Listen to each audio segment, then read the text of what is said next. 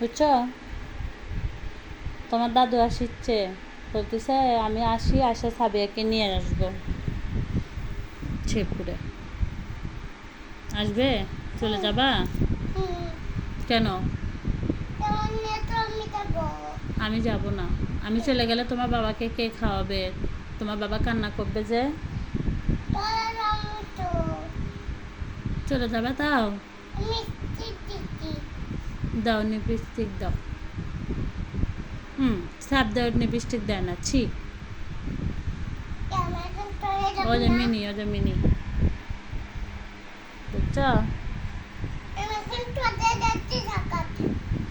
ঢাকাতে তো আছো তুমি।